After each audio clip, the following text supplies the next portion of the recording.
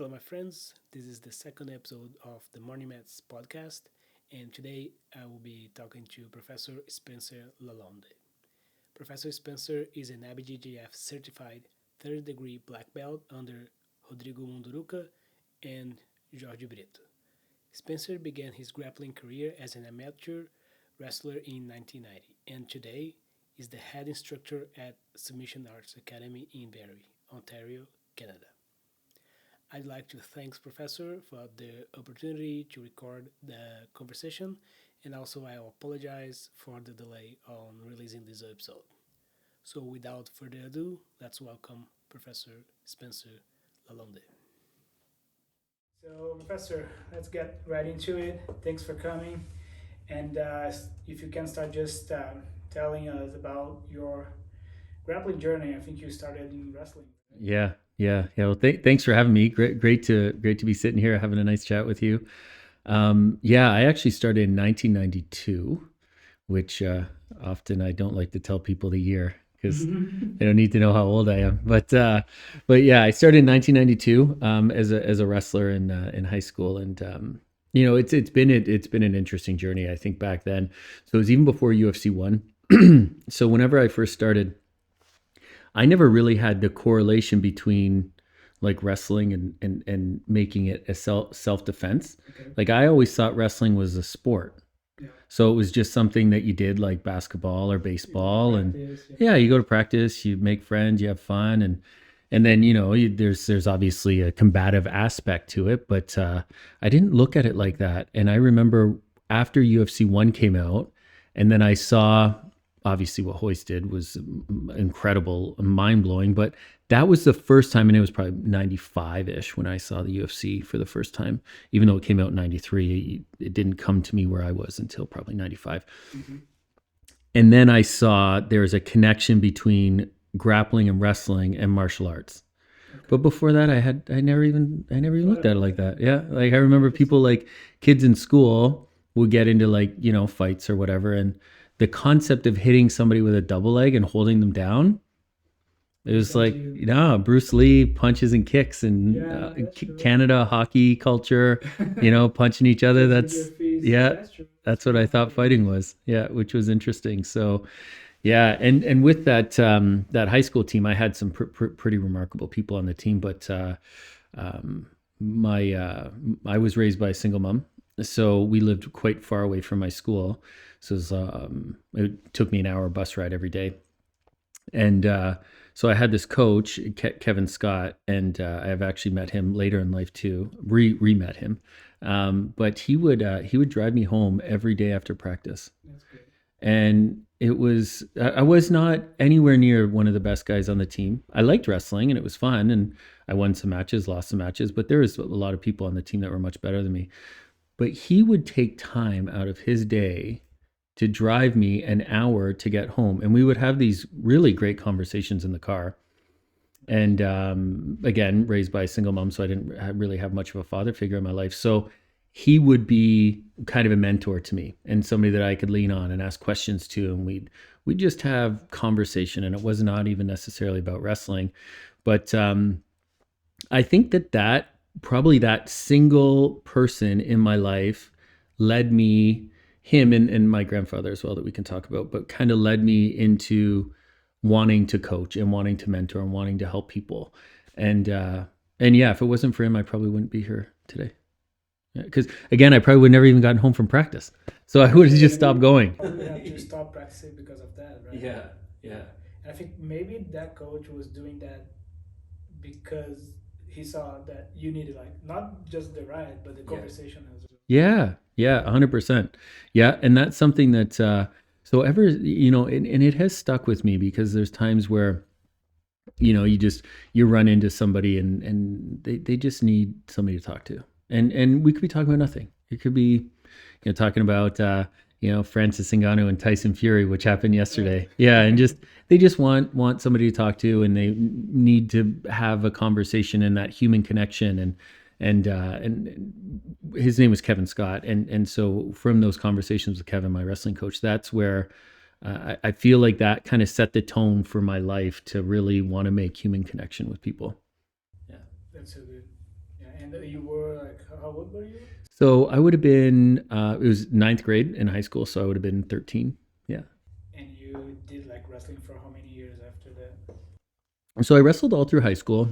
Um, and then, so after high school, I wrestled a little bit in university. Again, was never really one of the better guys on the team, but, won some matches, lost some matches, so on and so forth. Um, and then after I graduated university, I found a career and started, doing that, and had a young son at the time, Griffin, who who's an amazing grappler now in himself. So I didn't do anything for probably maybe 4 years, any kind of grappling. I didn't actually. I played recreational softball for about 4 years, from like 21 to maybe 24. Was very out of shape, just going about my life, trying to be a good dad and be a good husband, and focus on my career.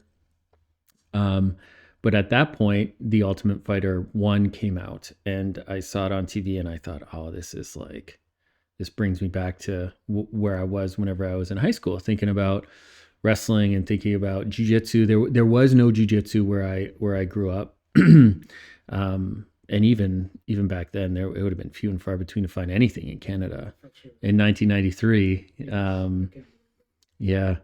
So I Googled, this would have been early 2000s. I just Googled, I was living in Toronto at the time, Toronto BJJ, not knowing there was a school named Toronto BJJ, but that came up first. And it wasn't even open yet. So it was saying like under construction, opening soon. And again, there wasn't a ton happening in Canada or in Toronto at the time. There was a few black belts here and there, but it was very sporadic. And I went in and signed up, and I was actually one of the very first students to be at Toronto BJJ. Right, day one, I was in that very first class training, and instantly it brought me back to everything I wanted to do, like the passion, the love. It's so easy, Leo. Whenever you and I even see it here today, like so many people, they find something that they love when they're in high school, and as a young person, and they get really into it, but then you get kind of sucked into this 9 to 5 mindset where I want to make money, and I need a possession, and I need to, buy a house and a car, and have to support the family, and you forget about that kind of stuff. Yeah. And luckily, as a young person, I was at probably around 24 at the time, 23. I found my passion again, and it was jiu-jitsu. And instantly I was like, okay, I'm not bad at this because of the wrestling side of things, but I wasn't great. I remember the very first day I was in there, I was watching, it was Wagner Fabiano, who was the head instructor at Toronto BJJ at the time. And he was, it was like they had a little bit of a Shark Tank set up for him. And he was like and it was only stand up. And this guy was a jiu-jitsu guy, but his wrestling was incredible. And he was doing like fireman tosses on these guys. And I was like, oh my God, I'm home. Like this is where I want to be. And then whenever I got out there and I started rolling, I mean, I was nowhere near the ability to roll with Wagner, but the first guy I rolled with, he was probably a white belt, 1 stripe or something, trained for 3 months. And I fell into his guard and he collar choked me. And it was the most eye-opening thing I'd ever seen in my life. I was like, wow, like I'm strong, I'm athletic. I've grappled before. I had a gi on. I didn't know what to do with this thing. And he was making me tap within 5 seconds of my very first roll. And it was, I got to learn this. Like, this is cool stuff. Yeah. So, and then from there, it's, yeah. So I think you saw UFC, you got like a glimpse of what jiu-jitsu was. Yeah. And then it's like, I got to check it out. Like, yeah. You didn't know what to expect. Right. Yeah. And it was even better than your expectation. Yeah. And with that little bit of grappling background from the wrestling, it's I do think it was a transferable skill for me, which helped. I mean, again, mind you, I wasn't like I was an amazing wrestler or anything. I just wrestled enough that I knew what I was doing, but again, couldn't even control a white belt at the time, who had just been training a couple of months. So you joined the Toronto BJJ, and then after that, after like the first, I don't know, few months. First year you got your blue belt, and that's the moment that you have to decide you want to keep going, then keep showing, or are you just gonna be a blue belt forever? So how was that for you? Yeah, so that part of the journey was an interesting one for me because I really found a home and like that community at Toronto BJJ. It was brand new, so no one was excellent. We had the instructors obviously who were very good, but for the most part, everybody was new because it was a new club. And but with that being said, it was the brotherhood, the community, the shared goals that were really what was getting me excited about being part of something. Because again, I hadn't done anything other than maybe a little bit of recreational softball for 3 years, so I missed all that. Where that camaraderie and making friends and being part of something that was bigger than me. And I think that those shared goals are so important, where you're not only focused on yourself. There's a greater good, and everyone's kind of working towards something. And unfortunately for me at the time, I got this job offer, this job promotion to move to Winnipeg. And the biggest part of why I didn't want to go was because I didn't want to leave Toronto BJJ. It was that sense of community was really special to me. I'd only been there about a year. I'm not if you've ever met Josh Rapport, who's the owner there, but he and I really connected. He still runs it. He's still a really good friend of mine and somebody that I look up to. But we really connected too. And so for me to leave, and we're about the same age, and friendship and good long conversations and so on and so forth. But unfortunately, I had my family to take care of, so I moved to Winnipeg. And again, I Googled, martial arts, jiu-jitsu, Winnipeg. And as one guy kind of kept coming up in all the forums, and one guy kind of kept coming up in these like odd underground forums where there's like this like boogeyman in Canada that nobody knows about internationally, but is like an absolute destroyer and killing machine. And when he goes to tournaments in MMA, he is unbelievable. So I showed up at the door, and it's like this jolly, happy, fun, jovial guy where everyone is like on underground forums are talking about how he's a boogeyman, and this demon is Rodrigo Munduruca. And so I instantly, again, connected with him. He's an amazing jiu-jitsu practitioner and an amazing person. And so I got to train with him for 5 years in Winnipeg, and 7 years in Winnipeg. And he got me to the blue belt level. And once it was blue, I was sticking with it anyway. I was in it for the long haul, and I was having a ton of fun and learning a lot from him. And then I learned, interestingly enough, that jiu-jitsu, for the most part, is that community, that brotherhood, that camaraderie, that team atmosphere. It wasn't necessarily just one school, although that one school made a massive impact in my life. It's all of jiu-jitsu, and you can go anywhere. And for example, like I mentioned Griffin before, Griffin's in Brazil, and the second he talks about that he does jiu-jitsu, he's got friends. So if you're part of the jiu-jitsu community, it doesn't necessarily matter what school you're part of, what team you're part of, what city you're in, whether it was in Toronto or Winnipeg. It was instantly you have a group of friends, and instantly you have a community and a shared goals. Yeah. That's really true, and I can attest to that. Coming from Brazil, starting training here in Canada as well. Even though I started in like a Brazilian jiu-jitsu gym back in Toronto. Yeah. After I arrived here, I tried like 2 gyms, and I think they are different, but they are welcome anyways. Right. Yeah. And so that's really true, like you said. Yeah. How was that transition for you, coming from Brazil to Canada to train jiu-jitsu? Because I would think there'd be some expectations there on your shoulders. No, yeah. So I wasn't expecting that much, because after moving to Canada, I wasn't training jiu-jitsu that much in Brazil anymore. So when I arrived here, like I want to go back to some of my roots, right? So I really like jiu-jitsu, but I had to stop again work and trying to just get ahead in your career. Yeah. And then I thought, okay, let's try to find like a good gym here. And then I found the same franchise that I was doing in Brazil, which is Gracie Barra. Mm-hmm. And then professor there was also in the same spot, like trying to open the gym by the time, 2018. So I waited for a bit and then I joined, and same thing. After the first day, I was so happy that I was back, and I'm trying to train almost every day and got up on the belts like quickly as well. And then I think I don't want to stop anymore. So I think I have to keep, even though if I'm moving. So I moved to Barrie, so I'm not going to stop just because I moved. Yeah. And there's no Gracie Barra in Barrie. I want to find something similar. Right. So that was for me. Yeah. Very cool. It's again, once you get that sense of community and jiu-jitsu, it's so powerful. It's such an amazing thing, and it's a hard thing to describe people who don't live in the jiu-jitsu scene and they don't train every day. And whenever you try and have these types of conversations with people who aren't in the know, but I've just seen it help so many people and make a positive impact in so many different aspects of people's lives.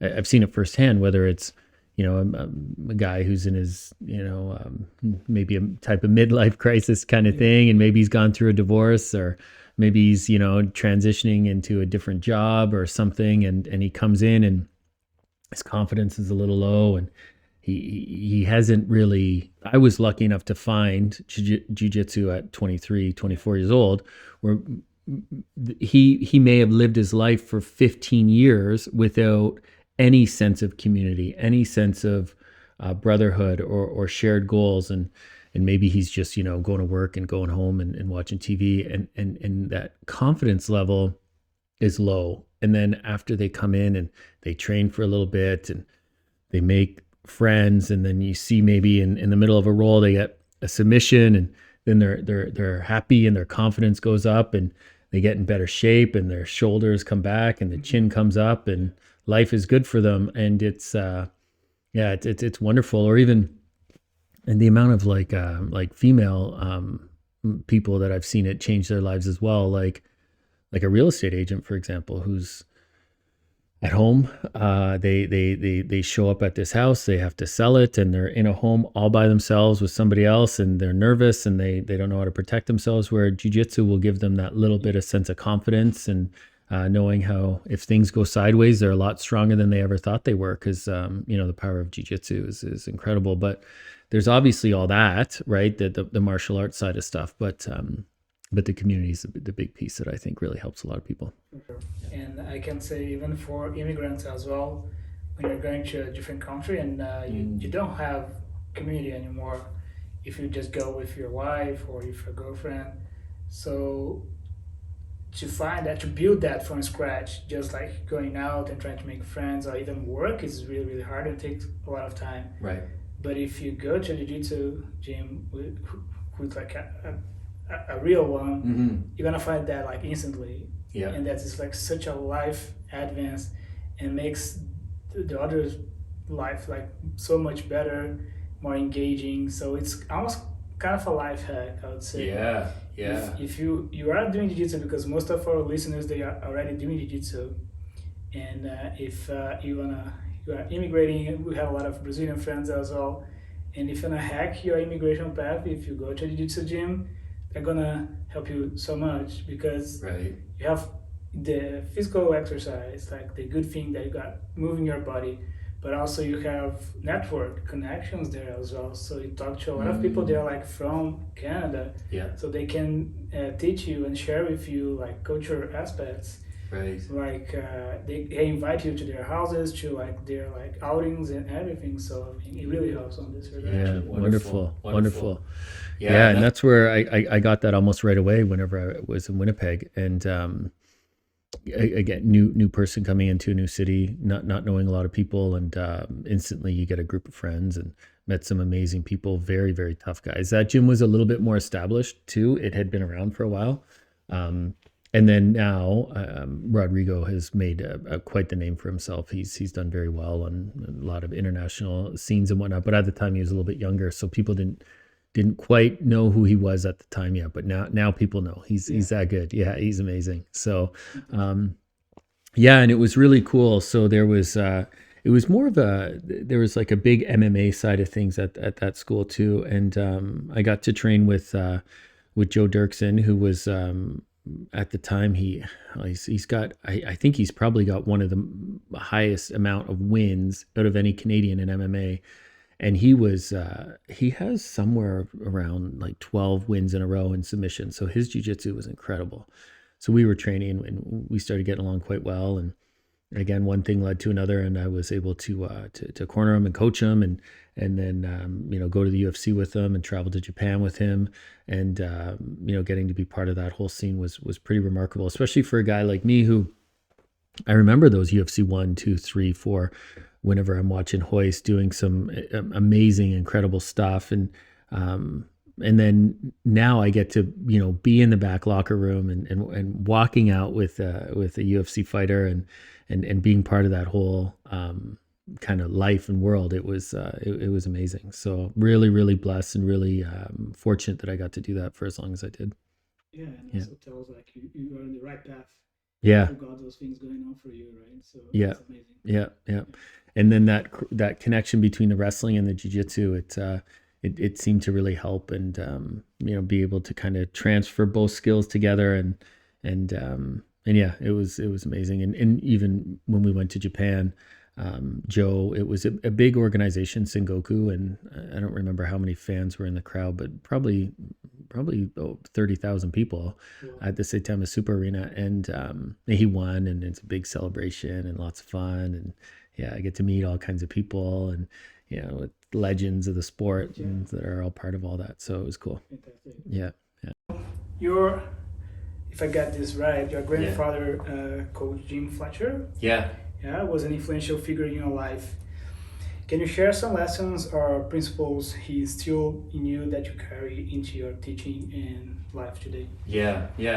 So interestingly enough, so as I mentioned with Kevin, how he was very influential in my life, and then my grandfather as well. So my grandfather, born in Kentucky, raised in Indiana, and then moved to Detroit, and then so he was a high school football coach, and so it was so anytime I would go and visit him and get to spend time with him, he was also always very motivating. And as you can imagine, like those like traditional football guys, they give those amazing speeches and they get everyone pumped up before the game, and that was him, like to its key. And even with me, I have two brothers, and even with me and my two brothers, he would give us those like little motivational speeches sometimes, and I would see the way that his athletes looked up to him and appreciated what he was doing for them, and that was probably the biggest thing in my. Now, obviously, I'm a coach, and one of the biggest things that I learned from him was the respect side of things. So he would give all of his athletes, and he was a military guy, but so he was. I'm obviously a little bit of a jovial guy, as you see, but he was more strict, but always very respectful towards his athletes and his students. And he would really go out of his way to make sure that he made everyone feel important. So regardless if he was busy, if he had other things to do, he would stop, he would look them in the eye, he would take a moment and hear them and listen to them. And so that was probably the biggest piece of influence that I got from him. If you're a good coach, you can kind of coach in anything. It doesn't matter if it's jiu-jitsu or if it's football. You have to obviously know the sport, but your ability to communicate with the athlete is what I learned the most from him. So I feel like so he passed away probably 15 years ago, and I do strongly believe at this stage of my life, if he was still with us, or if he's looking down on me right now, I think he would be proud. I really do, because there's so many people in this world that look at things like money and possessions, and their job defines them, and so on and so forth. But the way that I look at things, it's more about how are you helping people? How are you making the world a better place? What are you doing to make the world a better place? And that was really his mindset. He was involved in a lot of charity work and giving back to the community, and luckily with this platform at this academy, we get to do a lot of that kind of stuff, like working with the women and children's shelter and making all those donations for them, and helping, and all the work that I do in the kids program, and so on and so forth. So I think if he can see me now for what it's worth, I think he's proud, and I can look at myself in the mirror and say I'm doing things with a strong moral compass. I'm doing things for the right reasons. Luckily, I have a little bit of an ace up my sleeve where I have a day job. So although the business has to be profitable and it has to stay afloat, it has to survive. But the motivation for me is more about helping and giving back, and making the world a better place. And I think we get to do that here. Yeah. I'm sure he's proud. Yeah. Yeah. Thanks. Yeah. Okay. So your academy here, Submission Arts, is known for its inclusive approach. So how do you ensure that learning is possible for anyone, regardless of their background or abilities? Yeah. Yeah. And I think that's like, you got it. In my opinion, I like to coach people based on the individual. So everybody's a little bit different. And where I see that the most, Leo, is probably in the kids program, because there's some kids that require maybe a little bit more discipline. Some kids require a little bit more playfulness. And it's obviously like that with the adults too, but I like to coach to the individual. So if I can make that human connection with someone, if I can get a good sense of who they are as a person, then I can coach them. And then regardless of what their skill set is, regardless of what their goals are, maybe they want to be an IBJJF world champion. Maybe they want to just make friends. It's all the way in either spectrum. So by getting to know people and spending time with them and coaching to the individual, as opposed to coming in and having like, okay, I have this class plan, this lesson plan. I'm just going to teach the lesson plan and then I'm going to go home. Where here, I really like to make that connection with people, find out what their goals are and work on that individually with them. And sometimes a student might not even know what their goal is. They're coming in to train, and but for that day, if you can kind of start peeling the layers of the onion back and getting to know them a little bit, you'll uncover what those goals are and what those motivations are, and how to coach them accordingly. And that's the fun part of the job for me. Yeah, and how do you do that? Because I am an instructor myself, and I think it's already hard to come prepared for a class and make sure everyone is safe and no one is getting hurt. Everyone is learning the technique, but beyond that, you also have to think about the individuals. Each one is different than another. So how do you do that? Right. Yeah, it's not easy, and it comes with time and practice, and it's not like I'm perfect at it either. There's certain days where you're right. You come in and there's 3 new people here, and one person's a bodybuilder, and you're afraid that they might hurt somebody, and it's like you get a young person who's a little bit amped up, and so you have to obviously always be making sure people are safe, and sometimes you can't really get to the individual approach, but the little stuff, it's I think that's what makes the biggest difference. The little stuff, we're in the office at the end of class, you stop and check in with people. As they're walking through the door, you check in to see how they're doing, ask them about their day, and it's just, and it doesn't happen quickly either, because just because you're a black belt doesn't mean that instantly somebody's going to respect you. You have to kind of earn that. And by making that connection and spending a little bit of extra time with them, it's over a few classes, a few months, where then they start to understand that you actually do care. And when you do stuff for the right reasons, because some people, maybe they just, for whatever reason, they're doing things more selfishly. But when somebody can really, understand that you're there actually and you do care, then that's where the good stuff happens, and they'll open up and you get to learn a lot about them, and then you can start helping them with their goals. And I think that's the secret sauce here, I believe, because it's a martial art, so you get all the aspects of a martial art. There's ranks, right? And a lot of professors that I've seen in my career as well, I think they get to the black belt in a few degrees, and they know they are good and they have knowledge to share, and they just expect out of the box the respect and reference Right. from the other students. And it's not the way it really works. If you want to really connect to those people, Yeah. I believe you can be just a martial art place, and people come and train and they go home without connection, but they learn something. Right. But you also can go the extra mile and be a safe space for those folks and really connect. And I think you do a great job doing that, because you said it perfectly. You have to earn the respect. Yeah.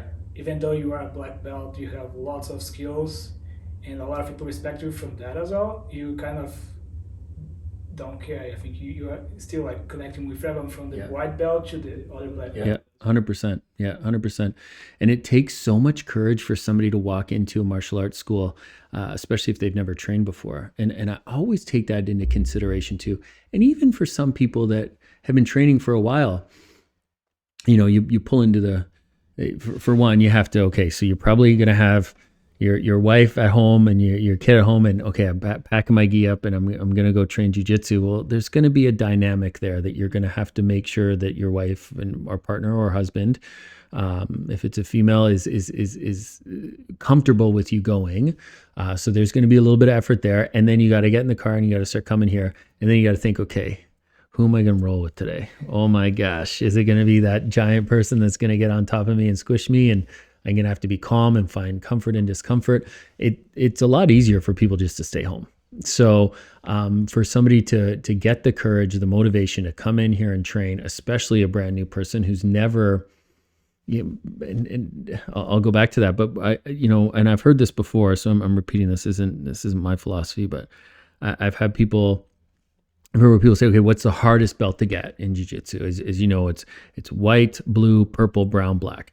So what's the hardest belt to get to? And some people are like, oh, it's purple, because once you get past blue, it's like there's a lot of work involved in that, and it's very difficult. And then some people are black because you got to be in it for the long haul, and that's where you get all the most skills, and it takes you so long, and blah blah blah. But really, it's the white belt. You put your belt on, that's the hardest belt to get, because that means that you've taken the first step. You've overcome the fear. You've overcome the obstacles. You've had to deal with everything you have to deal with up to this point. To even step foot on the mat is difficult. So with that being said, that's where the respect goes both ways, right? Like I'm going to earn that student's respect by getting to know them, by giving, by doing the right things and helping them and supporting them. But instantly when somebody puts that belt on, they walk through the door, there's a little bit of respect for me, because I know how hard that is. I know how difficult that is. I know all the obstacles that it's taken for them to even get to that point. And I appreciate it. I very much appreciate it anytime somebody wants to walk through here and train with us. So I think that all goes a long way. Yeah, for sure. I love that when you said that on the mats as well. I think it was first time I heard, and that makes total sense, and it really resonates with me. And you mentioned as well about the females doing jiu-jitsu and the family dynamics and everything. And I want you to talk a little bit about that as well, because we know jiu-jitsu and grappling is mostly male dominated. Until this day, I think women are like getting more and more involved. Yeah. But if you are a female and you love jiu-jitsu, you want to do jiu-jitsu, you know that you have to roll most of your time with males and men's, right? So how is that for you? I think how do you think about this situation, and how do you approach this with your students? Yeah. So that's a great point that you bring up, especially considering I have a 16-year-old daughter who she comes in and she's rolling all the time with men, and the cool thing is I find that jiu-jitsu, a lot of men, when they first walk through the jiu-jitsu doors, they think they're way tougher than they actually are. They have this like delusional mindset that they actually know how to protect themselves, and then as soon as they come in, and some people don't need this. I don't believe in that, like mat enforcer. You got to show these new white belts how to beat them up and all this kind of stuff. I don't believe in that. However, they're going to learn it on their own. They're going to learn on their own. I don't need to put them in that uncomfortable position. But there's say for example, a 15-year-old kid who, or even me, going back to me personally, whenever I was a wrestler and I thought I knew how to take care of myself, and then I'm getting collar choked in 15 seconds. Yeah. By a white belt. This isn't even an expert, right? It's just somebody who's trained a little while. So I learned quickly that, you're humbled in this. Okay, oh my gosh, I'm not nearly as tough as I thought I was. So that's what it does to a lot of men. And then to go to your point before, what it does for a lot of women is the opposite. Because women, generally speaking, will think that they're not capable of protecting themselves. If I get into a dark alley or I run into a situation where I can't protect myself, or I have an attacker, I don't necessarily feel comfortable in this situation. And then they start training jiu-jitsu, and then they realize, and I've seen it where it's a 130-pound female, tapping out a 200-pound male. Like I see that every day. And so to have that happen, it does the opposite, where females are like, oh, I'm far more capable than I thought I was. Where men, they realize they're not as capable, and then women realize they're more capable. So something that like a philosophy that I like, and I learned this at Toronto BJJ, which is our affiliate with Jiu-Jitsu for Life, is they like the women's choice. And I think that that's a good thing to make women feel more comfortable when they come in. So what I mean by that is the woman has to ask to roll. A male can't go and ask them to roll. So then it puts them in a little bit more of a position where they can feel more comfortable, and they can pick their training partners and feel safer. And it's a good way to start. And then over time, it's they kind of acclimatize. And for sure. Yeah, I love that. I think that's a great approach as well.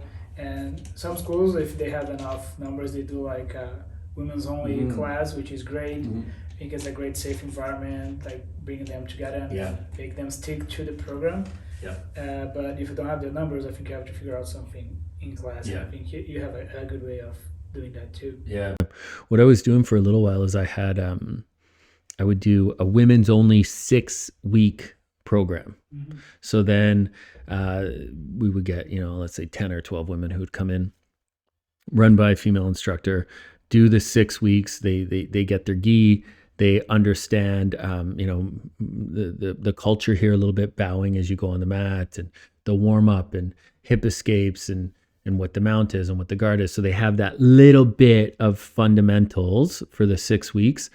And then when the program's over, a lot of the time those women would just then acclimatize into the normal adult program as they feel more comfortable. Because they have like at least the basic skills, and I think they know what's going on. Great.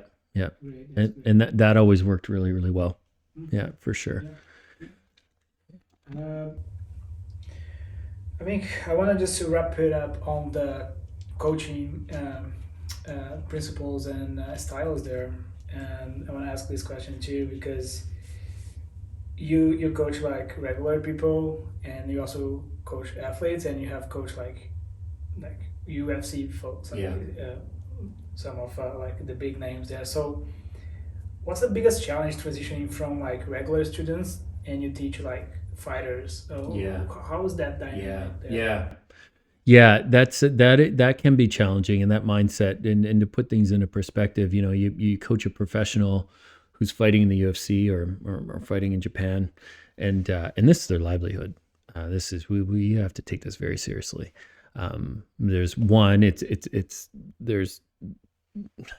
serious consequences if they lose, because they can get hurt in a really bad way, and then 2, financial implications where they could be fighting for $100,000 if they win, or $50,000 if they lose. That's a big difference.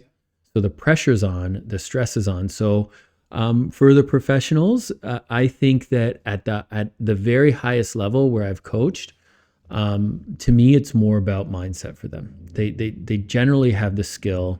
They generally have their techniques. They know what works for them. They have their strength and conditioning coaches.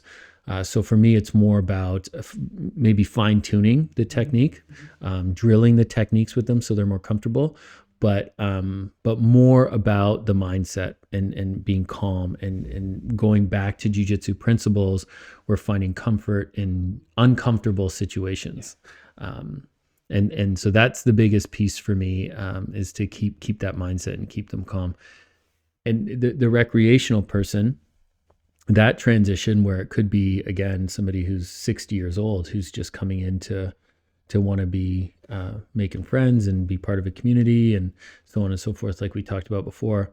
That's really about learning about that piece of it and understanding them, and making sure that they're comfortable, and introducing them to other people in the academy, and building that network and building that friendship. And then you have people that are kind of somewhere in the middle where they want to compete, and even competing in local jiu-jitsu tournaments. Listen, this is stressful. This is intense. It's a competition. People are trying to they're trying to win, and so finding that balance between the two, making sure that it is serious and you can get injured, but they're not fighting for $100,000. This is not their livelihood. This is a local tournament where you have to take it seriously. You have to be in shape. You have to be prepared, but you don't want to put the weight of the world on your shoulders. And you still have to make it fun. Because if you're a blue belt, a purple belt, who's just kind of wanting to come in and have fun and be part of a tournament, and let's make sure that's a fun experience for them. And there's a group of people that will go together, and you go for dinner afterwards, and you laugh and you warm up with each other in the corner, and that type of thing. I think that goes a long way. So I find that there's like a big kind of dynamic between the super high level people that are fighting for a living, all the way down to those recreational people, for sure. And you have to find that balance in there to make sure that everybody's comfortable. Yeah, I think you said a good word there. Like, especially for the recreational one that loves to compete, I think it has to be fun, right? Yeah. Because you can stop training because of tournament injury. Even like I've seen a lot of people get injured because they overtrain for a competition, and then you have to stop doing the thing that makes you good, which is jiu-jitsu, just because you wanted to go and pay for a competition to go there, right? So it's interesting you say that. So I was thinking about this the other day. It's so funny with jiu-jitsu. There's obviously at the highest level in strictly jiu-jitsu, not MMA. There's a few people that can make some money, handful of people, but for the most part, there's not any money in jiu-jitsu. Where you look at other sports and the NHL or NBA or baseball, these people get to a point where they're so good and they really want to get there and make that money and get that big contract and so on and so forth. There isn't any of that with jiu-jitsu. You're making money whether you're open up your own school, or there's a handful of people that make money in tournaments, right? However, this is what I thought was funny. So people that have a lot of money, they do jiu-jitsu because it's so fun. Yeah, so you think about Mark Zuckerberg right now. True. This guy's got so much money that recreationally now he's doing jiu-jitsu because it's the best. He must be putting like tough situations and get choked. Yeah. And then you look at all these celebrities now that are doing it, the Chris Pratt and Keanu Reeves and Aquaman, like Jason Momoa, they're all doing jiu-jitsu. It's not about money, and it's never about money with jiu-jitsu, and it shouldn't be. And that's what makes it so special, is it's about fun and enjoyment, and that's what I thought was so amazing about it. Whenever I kind of put two and two together with that, like, if you have more money than you know what to do with, if let's say tomorrow I win the lottery and I have millions of dollars in my account, I'm just going to do more jiu-jitsu. Yeah. That's true. Yeah. It's not like a money-driven activity for sure. Yeah. Which is good. I think that's the good part of it. Right. But it's also good to bring money to the sport so people can be rewarded for their efforts. But it's always a balance, right? Yeah. That's a good point too. You do want, there's certain people out there that are right there on the cusp, and they're doing so well, and you want them to be able to be financially secure, for sure. And luckily there are avenues you can take, like opening up your own school and doing private lessons and that type of thing. But at the highest level, those tournaments, ADCC and who's number one, and there's starting to be some financial benefits to those athletes, and which is wonderful, because they should be getting paid. Absolutely. For sure. Yeah. Absolutely. Okay, so let's go a bit more further here on the. I think you mentioned about community, which is great. I want to touch a bit about a topic that is close to my heart as well, which is family and legacy, right? So it's beautiful to see how BJJ runs deep in your family. Okay, so can you tell us about how was like being a father influenced your approach to jiu-jitsu, both as like a practitioner and as a coach to your own kids as well?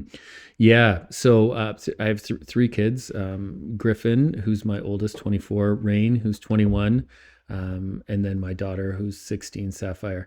And they all got gis before they got diapers. They just, from day one. And, it's when they were little, it was all about being playful with them and rolling around on the ground and laughing and doing a little bit of technique here and there. And then as they started going through the ranks and winning and doing tournaments, and, the level of intensity got a little bit more.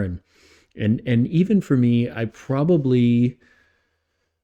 would say with my two sons, somewhere in their teens, I probably took it a little too far for them, meaning that it was like, okay, we're going to practice, we're going to work hard, and we're going to get our strength and conditioning, and we're going to take this seriously. And where I think I learned from that, where I got better, where now what I do in my own kids program is, mind you, the boys have done quite well, and they're competing, and they're doing wonderful. And my daughter has some, I guess if she ever needs to learn, or if she ever needs to protect herself, she's going to be in certainly a good position to do so.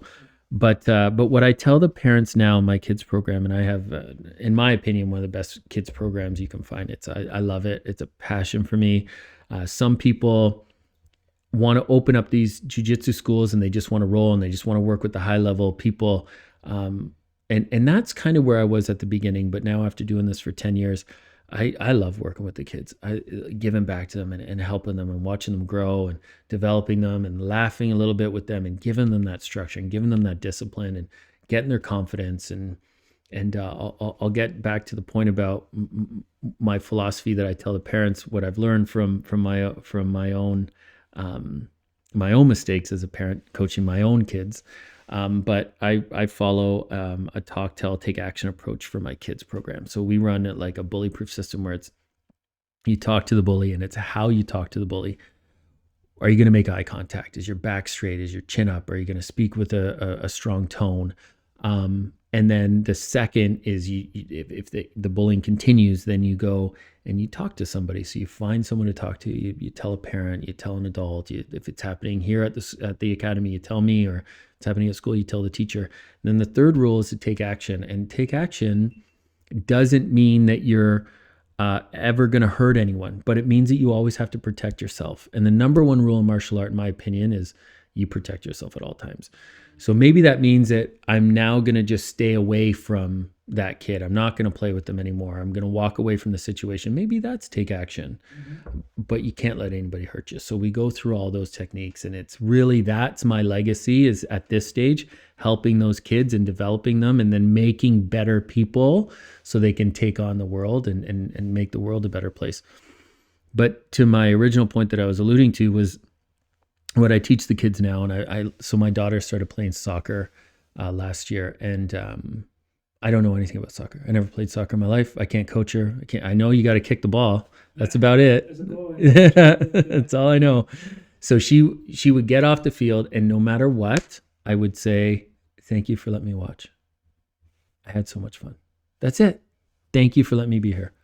So that's what I try and tell the parents, because with my sons, I felt like I pushed them away a little bit too much, where I was, work hard and you got to practice and you got to train hard and let's go, where they don't need that from their parent. They might need that from a coach, but not from their parent. So although I was, wearing two hats, I was the dad more than I was the coach. So that's what I tell the parents to do now. When the parent, we have a viewing area. The parents could be watching the kids. At the end of practice, don't worry about the disciplining. I got it. Don't worry about telling them why that kid was in mount on you. Why didn't you push him off you? Because you can't, for one, you get somebody in mount on you, try and push them off. It's not going to work.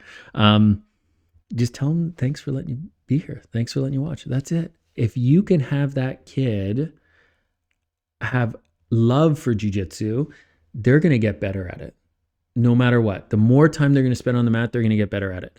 Whereas opposed to if parents disciplining the kid because they think they didn't behave appropriately in the class, that might push them away from the program. So I'll take care of that. I'll take care of everything I need to do. And I make those human connections with the kids the same way I do with the adults, where I know that maybe sometimes they need it a little bit more discipline, where sometimes they might need a little less discipline. Yeah, they just might need a little bit of love at the time. So for my own kids, that's where I'm at now with them. And so they are both excelling, and Griffin, my oldest son, is living in Brazil right now and competing a lot and doing very well. And now I went and watched him compete at AGP. I didn't say a word when he was competing. I took a step back. I just crossed my arms and I watched. And then he got off the mat. He'd won. And I said, thank you for letting me watch. I had so much fun today. Thank you for letting me be here. And then another tournament, he didn't win. I said the same thing. Thank you for letting me be here. I'm just so happy I got to watch today.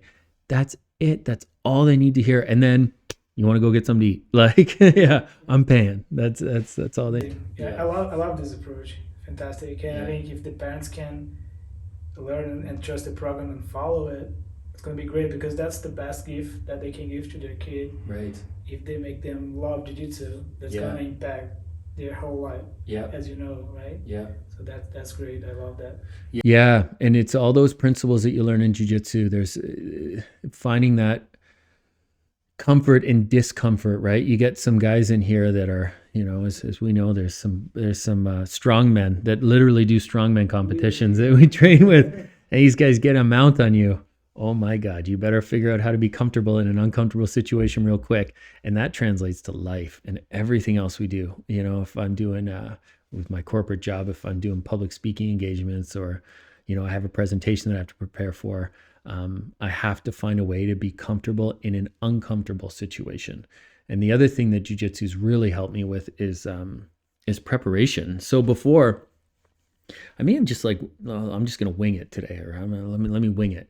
And as you know, for you, Leo, as like an instructor, you can't just wing it. You got 20 people who are coming into your class, 30 people coming to your class. You can't just be like, oh, we'll see what I want to teach today. No, you got to be prepared. You have your class structure. You know what you're going to teach. You have that preparation. And then that also translates to life, because then you start getting into other activities and other things that you want to do. And the more prepared you are, the more successful you're going to be. For sure. Yeah. Discipline and preparation takes a long way.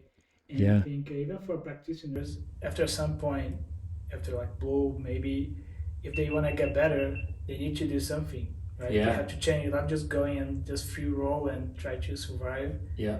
You have to create a plan of how you're gonna train, what are your areas of like expertise and areas that you have, that you have to improve. You don't have to improve on everything, but they have to start thinking about their jiu-jitsu as well, right? Yeah. Has some rationale on the thing, so that also helps in different aspects of life. 100%. Yeah, it's amazing. And something else I've been thinking about lately, and this is not necessarily on your topic, but it's I hear a lot of people who say things like it's the journey, not the destination. And there's a good point to that, and I agree. It's not necessarily a destination. It is a journey, but even more so, it's who you're on the journey with. And so when you are doing jiu-jitsu and you're part of this community and you're working with people that you build these relationships with, when we do our belt grading and multiple people are getting their belts, if you're just the journey of training by yourself and then you get your belt, it's not the same. Nope. But it's who you're doing it with. And you see it here where, like recently we had Mike Jackson who got his black belt. How everyone stood up right away. It's like he's been on this journey for a long time, and he's on this journey with so many other people here, and there's just so much love behind that. So yes, it's the journey, not the destination, but one step further, it's who you're taking that journey with.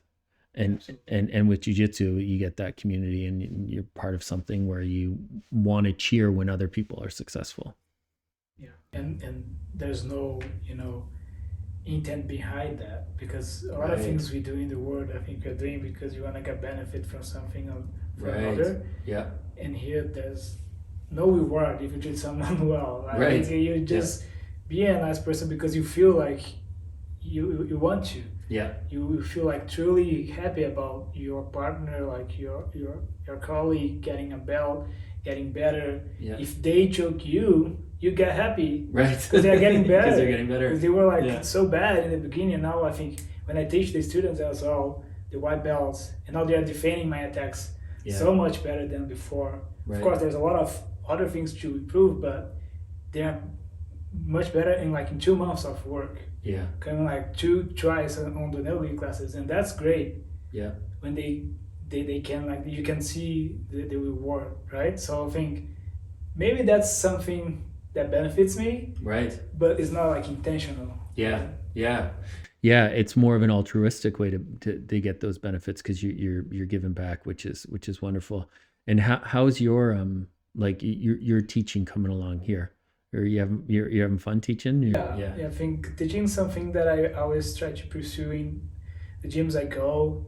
And when I arrive at this one, I think I felt like I really want to teach here if I get the chance. Yeah. Because you have a great group of people, and of course having you as the head coach and the head instructor, I think I can trust that my work will be respected. Right. Because I don't have to enforce like crazy rules. Yeah. And your approach is like a human first approach. It's not like the competition approach. It's not like the martial art approach. It's like human first. Yeah. So that's why. Yeah. The community for me very important. And why I say that, because I am a person that I'm not a fan of individual sports. If it's even gaming, I don't like to game alone. Right. I don't like individual sports. I think I like to watch F1, but I don't like to drive F1 and race alone. Yeah. So I always say that, like, I like soccer, I like volleyball, I like group sports. Right. But the people ask, but you do jiu-jitsu, it's you alone on the mat doing your stuff. But I know that's not true. That's right. I can practice jiu-jitsu without someone that I trust. Yeah. I'm practice with them, not alone. Yeah. Right? It's not something that I do alone. It's not like golf or something. So for me, it's not like an individual sport. It's a group sport because I need my group so I can get better. Yeah. Yeah. Yeah. Yeah. Amazing. Yeah, that's really cool. Good for you. And we're certainly been lucky to have you teaching because there's a lot of people that very much appreciate your approach and the way that you're doing things, and they very much are getting better. There's a lot of improvement because of that. So yeah. That's really good. Okay, so we are arriving at the end. So I have a few questions so we can close. And that's the first one. With all your experience, what's the next chapter for Professor Spencer? Are there any goals or projects you are looking for? Yeah. So you know what? You say the word goals, and I'm very goal oriented. I think that is. So I'm personally on a pursuit of happiness by doing difficult things, overcoming obstacles, setting goals, and doing my best to achieve them. That is my pursuit of happiness right now. So I have goals here at the Academy. I really want to give back more. I want to continue using this platform to be able to sponsor more kids, work with different church groups, do those fundraisers for the Barrie Women and Children's Shelter, continue to impact people in a positive way. So I have a lot of measurable and tangible goals here. And then for me personally, doing those triathlons have been something else for me, because that is a pursuit of happiness by doing difficult things and overcoming major obstacles for somebody like myself. So I've been having a ton of fun doing that and really enjoying it. And I've, I was single for a long time, and I have a girlfriend in my life now. So I have some personal goals when it comes to that, and enjoying my time with her. And yeah, so that's kind of where I'm at this stage of my life. Yeah. Fantastic. Thank you. Yeah. And lastly, do you have any advice or words of wisdom to our listeners here to guide them on their grappling journey? Yeah. Well, you know what? Lots to say on a grappling journey, and stick with it. And consistency is key. But I think for me right now, I guess I'll leave on this note where I've been thinking a little bit about this, and it's like this philosophy where it's like the best. So I'm not a vengeful person. I generally want everyone in life to do well, but there are other people in my life who have like, I see that they want to get back at people, and what's the best revenge, and some people will say the best revenge is to be successful, and the best revenge is to get somebody back, and the best revenge is to prove somebody wrong, and so on and so forth. And I think what I've learned is for me, the best revenge is indifference. So if there's things that are happening in your life that you're not happy with, and something that has happened, maybe somebody else has done something to you, I think if you can get to the point where you're indifferent about them, where you are just focusing all your energy on self-improvement, and regardless of what they see or what they think, you're indifferent to it. It doesn't matter to you. You're focusing on your own journey, your own self-improvement, making yourself better, and helping all those around you, and making the world a better place. That to me is the right way to look at things, because I don't want to be putting any energy in trying to prove anybody wrong or anything like that. So I know that went off on a little bit of a tangent there, and it's not really necessarily related to anything, but it's something that has been kind of resonating with me lately, is putting all your energy on self-improvement. For sure. Amen to that. And I think it correlates, because people can come to jiu-jitsu with not the right intentions. Right. To get back, to have vengeance, and if you can steer them from bad intention, that's much better for them. Yeah. Right. So I appreciate that. So to close here, I have this thing that I try to do. It's a rapid fire round. All right. So like 4 questions that you answer without thinking that much, but you can take your time for sure. Sure. So let's go. First one. What's your favorite submission? Lately, it's been the paper cutter choke. I've been hitting that a lot lately. It's a lot of fun. Yeah, I got that. Second one, most memorable match or sparring session for you?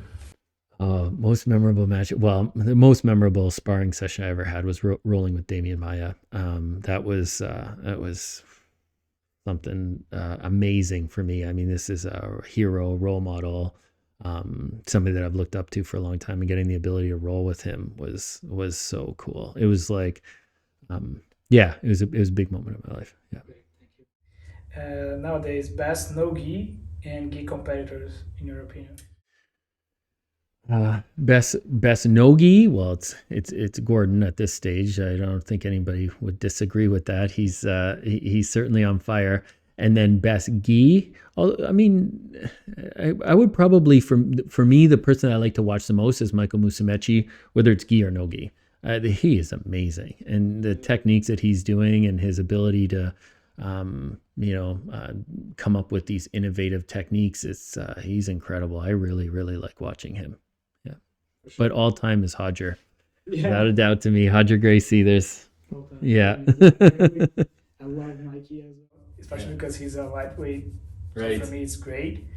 But of course, Roger is like such an inspiration. Yeah.